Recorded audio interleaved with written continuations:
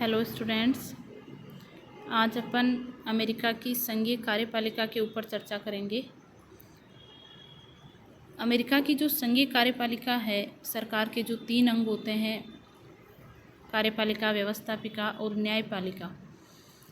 कार्यपालिका में राष्ट्रपति, वहाँ पर मंत्रिमंडल और उपराष्ट्रपति शामिल है। सबसे पहले देखिए, अपन अमेरिका की जो संघीय कार्यपालिका है उसकी कुछ विशेषताओं पर चर्चा करते हैं, टिप्पणी डालते हैं। एकल कार्यपालिका, जैसा कि 2 प्रकार की शासन व्यवस्थाएं होती है। संसदात्मक संसदीय शासन प्रणाली जो ब्रिटेन में, भारत में अपनाई गई है, और एक होती है अध्यक्षात्मक शासन प्रणाली। अमेरिका में अध्यक्षात्मक शासन प्रणाली अपनाई गई है और वहाँ पर कार्यपालिका जो है, कार्यपालिका संबंधी शक्तियाँ हैं, उसके 2 अध्यक्ष नहीं है, वास्तविक या नाम मात्र, औपचारिक, अनौपचारिक। एक ही राष्ट्राध्यक्ष, एक ही शासनाध्यक्ष है। संसदीय शासन व्यवस्था में अपन देखते हैं कि कार्यपालिका के 2 अध्यक्ष होते हैं, एक वास्तविक होता है, एक नाम मात्र का होता है। जैसे भारत में राष्ट्रपति औपचारिक है और वास्तविक जो कार्यपालिका संबंधी शक्तियाँ होती है वो प्रधानमंत्री में निहित है। तो अमेरिका में ऐसा नहीं है, वहाँ पर एकल कार्यपालिका है। कार्यपालिका संबंधी जितनी भी शक्तियाँ, उत्तरदायित्व है, उन सब का निवास राष्ट्रपति में। यदि अपन एक और उदाहरण लें तो स्विट्ज़रलैंड का जो है, वहाँ पर बहुल कार्यपालिका पाई जाती है, यानी खूब सारे जो कार्यपालिका के मेंबर हैं उनमें वो शक्ति बंटी होती है। दूसरी अपन संघीय कार्यपालिका की अमेरिका की विशेषता देखें तो वो है प्रत्यक्ष चुनाव। संविधान में जो व्यवस्था की गई थी, अपन ने अमेरिकी संविधान की विशेषताओं के बारे में पढ़ा था। बहुत ही संक्षिप्त संविधान है और सबसे पुराना जो लिखित संविधान है उनकी श्रेणी में आता है। संविधान में राष्ट्रपति के लिए अप्रत्यक्ष निर्वाचन प्रक्रिया को अपनाया गया था। एक निर्वाचक मंडल के द्वारा राष्ट्रपति का चुनाव किया जाता है, लेकिन वास्तव में यदि अपन देखें तो अमेरिकी राष्ट्रपति का जो चुनाव है वो प्रत्यक्ष बन चुका है। और इसका कारण क्या है? वहाँ पर राजनीतिक दलों का उदय। राजनीतिक दलों के कारण इन राजनीतिक दलों ने चुनावों को क्या बना दिया? प्रत्यक्ष। जनता जब भी, क्योंकि निर्वाचक मंडल का गठन या निर्वाचन मंडल के जो सदस्य निर्धारित किए गए उनका चुनाव जनता द्वारा किया जाता है और निर्वाचक मंडल बाद में राष्ट्रपति का चुनाव करता है। तीसरी अपन ये देखें कि व्यवस्थापिका से पृथकता पाई जाती है। देखिए, संसदीय शासन व्यवस्था में कार्यपालिका का निर्माण ही व्यवस्थापिका में से होता है। व्यवस्थापिका के जो 2 सदन होते हैं उनमें जो लोकप्रिय और निम्न सदन होता है, उसमें जिस दल को बहुमत मिलता है उसी दल के नेता द्वारा कार्यपालिका यानी मंत्रिमंडल का, मंत्रिपरिषद का निर्माण किया जाता है। लेकिन अमेरिका में क्योंकि अध्यक्षात्मक शासन व्यवस्था है तो कार्यपालिका और व्यवस्थापिका की पृथकता पाई जाती है। यहाँ राष्ट्रपति न तो कांग्रेस की, जो अमेरिकी संसद है उसका नाम कांग्रेस है, उसकी कार्यवाही में भाग नहीं लेता और दोनों का कार्यकाल भी एक दूसरे की इच्छा के ऊपर निर्भर नहीं करता। यानी संसदीय शासन व्यवस्था की तरह ये नहीं है कि कार्यपालिका का निर्माण व्यवस्थापिका में से हो रहा है। जो कार्यपालिका है वो व्यवस्थापिका के प्रति सामूहिक रूप से उत्तरदायी है।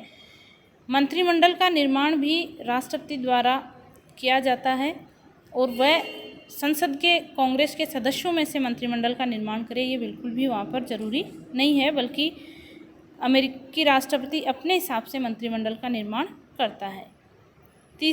अगली जो विशेषता है वो अपन देखते हैं, मंत्रिमंडल एक विकसित संस्था। देखिए, संयुक्त राज्य अमेरिका के संविधान में कहीं पर भी मंत्रिमंडल का उल्लेख नहीं किया गया। ये एक तरीके से विकसित संस्था है। संविधान के अनुसार ये व्यवस्था की गई थी कि जो प्रशासन के विभाग होंगे उनके कार्य संचालन के लिए कांग्रेस जो है वो प्रशासन के लिए विभाग बनाएगी और उन विभागों के जो अध्यक्ष हैं उनकी नियुक्ति राष्ट्रपति करेगा, हालांकि वो सीनेट की सहमति से। लेकिन धीरे धीरे राष्ट्रपति ने मंत्रिमंडल अपने क्षेत्र के या उसके जो भी जानकार जो भी है लोग, उनको मंत्रिमंडल में वो शामिल करने लगा और मंत्री बनाने लगा। तो इस प्रकार नया जो है मंत्रिमंडल विकसित हुई। अगला अपन देखते हैं कि अमेरिका में राष्ट्रपति और मंत्रिमंडल में स्वामी और सेवक का संबंध पाया जाता है। ये इसलिए क्योंकि राष्ट्रपति के पास संपूर्ण शक्ति है कि वो मंत्रिमंडल का निर्माण कर सकता है और उसका अंत भी कर सकता है। अब मंत्रिमंडल यदि कोई परामर्श या राय राष्ट्रपति को देता है तो राष्ट्रपति के लिए वह मानना बाध्य नहीं है, वो उसकी इच्छा पर निर्भर है कि वो मंत्रिमंडल के परामर्श को माने या न माने। इसीलिए कहा जाता है कि अमेरिका का जो राष्ट्रपति है या अमेरिका की जो कार्यपालिका है विश्व की सबसे शक्तिशाली कार्यपालिका और सबसे शक्तिशाली राष्ट्रपति है। अब अपन देखते हैं राष्ट्रपति पद का संगठन, किस प्रकार से वहाँ पर संविधान में कौन कौन सी योग्यताएं हैं, क्या वेतन भत्ते, चुनाव प्रक्रिया कैसे निर्धारित की गई है। सबसे पहले देखिए पद के लिए योग्यता। पद के लिए योग्यता के लिए जन्मजात वहाँ का नागरिक, अमेरिका का नागरिक होना जरूरी है। उसकी जो आयु है वो 35 वर्ष होनी चाहिए। इसके अलावा देखिए वो चाहे जन्मजात नागरिक है लेकिन फिर भी 14 वर्ष तक कम से कम वहाँ पर रहा हो, निवास कर रहा हो, वही व्यक्ति राष्ट्रपति बन सकता है। एक ही जो योग्यता होती है कि वह दिवालिया, पागल नहीं होना चाहिए और किसी गंभीर अपराध में उसकी सजायाफ्ता लिप्त नहीं पाई जानी चाहिए। वेतन भत्ते अपन देखें तो संविधान द्वारा किसी प्रकार की अमेरिकी राष्ट्रपति के लिए या कार्यपालिका के लिए वेतन भत्तों की व्यवस्था नहीं की गई। इसका निर्धारण समय समय पर कांग्रेस द्वारा किया जाता है। वर्तमान में अपन देखें तो $2 लाख वार्षिक वेतन अमेरिकी राष्ट्रपति को दिया जाता है। इसके अलावा व्हाइट हाउस नामक जो जगह है जहाँ पर राष्ट्रपति निवास करता है वो एकदम निःशुल्क निवास हेतु मिलता है। कार है, जितनी भी सुविधाएं होती है, हवाई जहाज यात्रा है, जलयान भ्रमण, उनकी जितनी भी विदेश यात्राएं होती हैं तो वो सब उनको एकदम बिल्कुल निःशुल्क और मुफ्त मिलते हैं। अगला अपन देखते हैं उन्मुक्तियां और विशेषाधिकार और उन्मुक्तियों में देखिए उनके ऊपर कार्यकाल के दौरान यदि राष्ट्रपति अपने पद पर है तो उस कार्यकाल के दौरान किसी भी न्यायालय में मुकदमा नहीं चलाया जा सकता और न ही किसी न्यायालय में राष्ट्रपति को गवाही के लिए बुलाया जा सकता है, आमंत्रित किया जा सकता है। फिर अपन देखते हैं कि कांग्रेस महाभियोग लगा सकती है। अब देखिए राष्ट्रपति को हटाने का जो तरीका है वो कांग्रेस है, वो महाभियोग लगाकर राष्ट्रपति को हटा सकती है। राष्ट्रपति जो अमेरिका का है वो अमेरिका का प्रथम नागरिक माना जाता है। अब देखते हैं कार्यकाल एवं पद मुक्ति। अमेरिकी राष्ट्रपति का जो कार्यकाल है वो है 4 वर्ष। कार्यकाल 4 वर्ष है लेकिन इसके पहले भी वह जैसे त्यागपत्र दे सकता है या फिर उसकी पद पर रहते हुए मृत्यु के कारण भी वह पद रिक्त हो सकता है या कांग्रेस द्वारा महाभियोग लगाकर उसको पद से हटाया जा सकता है। इसके अलावा देखिए वहाँ पर एक व्यक्ति 2 बार राष्ट्रपति चुना जा सकता है, यानी 2 कार्यकाल के लिए, 4-4 वर्ष के 2 कार्यकाल के लिए 8 वर्ष के लिए एक व्यक्ति चुना जा सकता है। तीसरी बार 2 बार चुना जा सकता है लेकिन वो तीसरी बार चुनाव नहीं लड़ सकता। हालांकि ये व्यवस्था थी लेकिन अमेरिका के संविधान में जो 22वां संविधान संशोधन किया गया उसके तहत ये व्यवस्था कर दी गई। अब अपन देखते हैं राष्ट्रपति का निर्वाचन कैसे होता है, कौन करता है। तो राष्ट्रपति का निर्वाचन जो है वो निर्वाचक मंडल द्वारा किया जाता है। जैसा कि अपन ने देखा कि कार्यकाल है वो कितना होता है 4 साल, तो प्रति 4 साल बाद राष्ट्रपति का निर्वाचन होता है। निर्वाचन जो है वो जिस वर्ष होना है उस वर्ष के नवंबर माह के पहले मंगलवार को जनता द्वारा निर्वाचक मंडल का चुनाव होता है या फिर कांग्रेस भी ये जो तिथि है या टाइम है वो निर्धारित कर सकती है।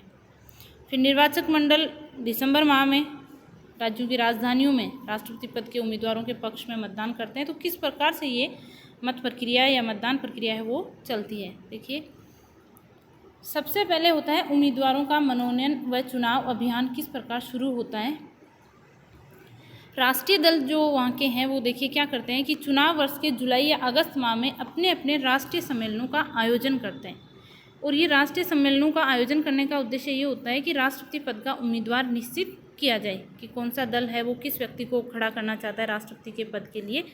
दोनों दल इसके लिए राष्ट्रीय सम्मेलन का आयोजित करते हैं और इस राष्ट्रीय सम्मेलन में दल के जो कार्यकर्ता होते हैं उन कार्यकर्ताओं द्वारा निर्वाचित जो प्रतिनिधि है वो इस सम्मेलन में भाग लेते हैं। राज्य सम्मेलनों में भी भाग लिए हुए व्यक्ति, दल की जो केंद्रीय समितियों द्वारा चुने हुए भी प्रतिनिधि, इस तरीके से यदि अपन देखें तो लगभग 2000-2500 के करीब जो प्रतिनिधि होते हैं वो राष्ट्रीय सम्मेलन में भाग लेते हैं। इस सम्मेलन में काफ़ी विचार विमर्श होता है दल के विभिन्न दलों में भी, क्योंकि आपस में गुट बने हुए होते हैं तो वो उम्मीदवारों के बारे में जोड़ तोड़ करते हैं। फिर अंत में जिन नामों के ऊपर समझौता हो जाता है, 2 नाम या 3 नाम, और उसके लिए क्या होती है मतदान होता है। और सम्मेलन में जो आए हुए ये प्रतिनिधि होते हैं, चाहे वो राज्य सम्मेलनों से आए हैं या फिर दल के कार्यकर्ताओं ने उनको चुनकर भेजा है या फिर केंद्रीय समिति, दल की जो केंद्रीय समिति है उनके द्वारा भेजा गया है, जो ये 2000-2500 प्रतिनिधि होते हैं, इनके द्वारा मतदान किया जाता है। और सम्मेलन में जिस उम्मीदवार को बहुमत मिल जाता है वही राष्ट्रपति पद का क्या बन जाता है, उम्मीदवार। बहुमत मिलना जरूरी है मतदान में, तो दल की तरफ से वह व्यक्ति क्या बन जाएगा, राष्ट्रपति पद का उम्मीदवार। अब जिस व्यक्ति को मनोनीत एक तरीके से किया गया है या चुना भी गया है, तो वह उम्मीदवार राष्ट्रीय समिति का क्या करेगा, चयन, यानी अपनी एक राष्ट्रीय समिति बनाएगा और वह राष्ट्रीय समिति राष्ट्रपति के लिए चुनाव कार्य प्रारंभ करेगी। चुनाव कार्य हुई प्रचार के माध्यम से, पोस्टर लगा के, सभा, समाचार पत्र, रेडियो, टेलीविजनों का सहारा लेके काफ़ी चर्चा में रहता है अमेरिकी राष्ट्रपति का चुनाव बाकी देशों के लिए भी, क्योंकि विश्व की सबसे बड़ी ताकतवर महाशक्ति है, सबसे शक्तिशाली देश है। यूएनओ में काफ़ी दबदबा है। बाकी जो अंतर्राष्ट्रीय संस्थाएं हैं, चाहे वो धन से संबंधित है, व्यापार से, विश्व बैंक है, अंतर्राष्ट्रीय व्यापार संगठन WTO, सब जगह, तो इसके कौन सी विचारधारा का व्यक्ति चुना जाएगा, इसलिए अमेरिकी राष्ट्रपति का चुनाव हमेशा चर्चा में बना रहता है। तो इस तरीके से उम्मीदवार का चयन हो जाता है। फिर अपन देखते हैं कि निर्वाचक मंडल का चुनाव होता है, क्योंकि राष्ट्रपति का चुनाव कौन करेगा, निर्वाचक मंडल करेगा, तो निर्वाचक मंडल का चुनाव होता है। इसमें देखिए, चुनाव वर्ष के नवंबर माह में प्रत्येक राज्य की जनता जो है वो राज्य के निर्वाचक मंडल का चुनाव करती है या चुनती है, निर्वाचक मंडल के जो सदस्य। अब टोटल जो निर्वाचक मंडल के सदस्यों की कुल संख्या है वो है 538। वहाँ पर जो सदस्य संख्या है वो है 538, क्योंकि वहाँ पर 50 राज्य है। अमेरिका में जो राज्यों की संख्या है वो 50 है, तो हर राज्य के लिए अलग अलग संख्या, जैसे किसी राज्य से 20 चुने जाएंगे, किसी से 30 चुने जाएंगे निर्वाचक मंडल के लिए, वो अलग अलग संख्या निर्धारित है। अब यहाँ पर देखिए, निर्वाचक मंडल का चुनाव जो है वो सूची प्रणाली के आधार पर होता है। सूची प्रणाली ये आनुपातिक प्रतिनिधित्व प्रणाली का एक प्रकार है। आनुपातिक प्रतिनिधित्व प्रणाली के जैसे 2 प्रकार होते हैं, एकल संक्रमणीय मत प्रणाली और सूची प्रणाली। तो निर्वाचक मंडल के सदस्यों का चुनाव जो है वो सूची प्रणाली के आधार पर होता है। सूची प्रणाली में क्या होता है कि बहुसदस्यीय निर्वाचन क्षेत्र होते हैं और इसमें दलों द्वारा उम्मीदवार खड़े किए जाते हैं। दल अपना एक निश्चित जितने उम्मीदवार उस राज्य से चुने जाने हैं, वह दल उस राज्य से उतने ही उम्मीदवार खड़े कर देगा। जैसे मान लीजिए 20 यदि उस राज्य से निर्वाचक मंडल के लिए सदस्य चुने जाने हैं, तो वह 20 उम्मीदवारों की एक सूची तय करेगा।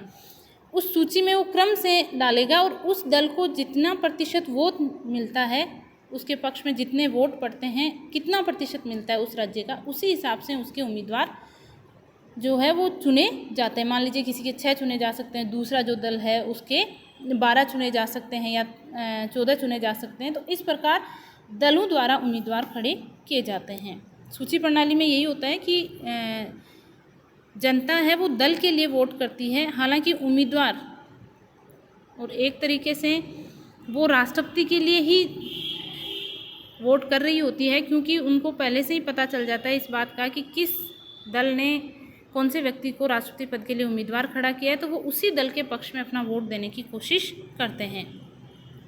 तो निर्वाचक मंडल के सदस्य राजनीतिक दलों द्वारा ही खड़े किए जाते हैं और जनता जो है वो राजनीतिक दलों को ही वोट करती है, उसी दल की चुनाव सूची के पक्ष में मतदान करती है जनता, जिस दल के राष्ट्रपति को पसंद करती है। उसके बाद में अपन देखते हैं इस तरीके से निर्वाचक मंडल का गठन हो जाता है। फिर ये निर्वाचक मंडल द्वारा राष्ट्रपति का चुनाव कैसे किया जाता है, ये नवंबर में ये प्रक्रिया हो जाती है। उसके बाद दिसंबर माह में निर्वाचक मंडल के जो सदस्य हैं वो अपने अपने राज्यों की राजधानियों में राष्ट्रपति पद के विभिन्न उम्मीदवारों के पक्ष में मतदान करते हैं। हालांकि नवंबर माह में ही पता चल जाता है कि किस दल के ज़्यादा उम्मीदवार चुने गए हैं। निर्वाचक मंडल में जिस दल के ज़्यादा सदस्य हैं वही उसी दल का जो उम्मीदवार राष्ट्रपति है जीतेगा, लेकिन फिर भी एक ये प्रक्रिया अपनाई जाती है। निर्वाचक मंडल का चुनाव क्योंकि दलीय आधार पर होता है और राज्यों में निर्वाचक मंडल के चुनाव के साथ ही स्पष्ट हो जाता है कि अगला राष्ट्रपति कौन बनेगा, यानी कौन से दल का वह राष्ट्रपति चुना जाएगा। जब निर्वाचक मंडल के सदस्यों द्वारा वोटिंग कर दी जाती है तो उसके बाद निर्वाचक मंडल के जो मतपत्र होते हैं उनको प्रमाणित करके सीनेट के अध्यक्ष के पास भेज दिया जाता है। कांग्रेस का जो दूसरा सदन है सीनेट, उसके पास भेज दिया जाता है और सीनेट देखिए अगले वर्ष यानी उसी दिसंबर में ये निर्वाचक मंडल का द्वारा राष्ट्रपति का चुनाव हुआ है, 6 जनवरी को सीनेट में क्या होती है, मतगणना होती है और जिस उम्मीदवार को स्पष्ट बहुमत प्राप्त हो जाता है उसको राष्ट्रपति घोषित कर दिया जाता है। और इस तरीके से निर्वाचित जो उम्मीदवार है वो 20 जनवरी ये तारीख जो है वो तय की गई है। ये भी देखिए 20वें संविधान संशोधन जो था वहाँ से पहले 1933 में जो ये हुआ, इससे पहले शपथ ग्रहण की जो तिथि थी वो 4 मार्च थी, लेकिन उसके बाद 20वें संविधान संशोधन द्वारा 20 जनवरी कर दिया गया है। तो वर्तमान में जो अमेरिका का राष्ट्रपति है, निर्वाचित जो उम्मीदवार होता है वो 20 जनवरी को राष्ट्रपति पद की शपथ ग्रहण करता है। यहाँ पर देखिए एक बात और है कि यदि निर्वाचित उम्मीदवार शपथ ग्रहण करने से पूर्व है, क्योंकि देखिए घोषणा जो होती है वो 6 जनवरी को हो जाती है और शपथ लेता है 20 जनवरी को, तो उस दौरान यदि उसकी मृत्यु हो जाए तो वहाँ पर दोबारा चुनाव नहीं होते, बल्कि उपराष्ट्रपति द्वारा ही राष्ट्रपति का कार्यभार संभाला जाता है। अब देखिए उपराष्ट्रपति का चुनाव भी निर्वाचक मंडल द्वारा ही किया जाता है और उपराष्ट्रपति भी उसी दल का, संभावना यही रहती है कि जिस दल का उम्मीदवार राष्ट्रपति चुना गया है उसी दल का उम्मीदवार भी उपराष्ट्रपति वहाँ पर चुना जाता है। तो इस तरीके से सबसे महत्वपूर्ण यही कि अमेरिका का जो राष्ट्रपति है वो 20 जनवरी को शपथ की पद की ग्रहण लेता है। धन्यवाद।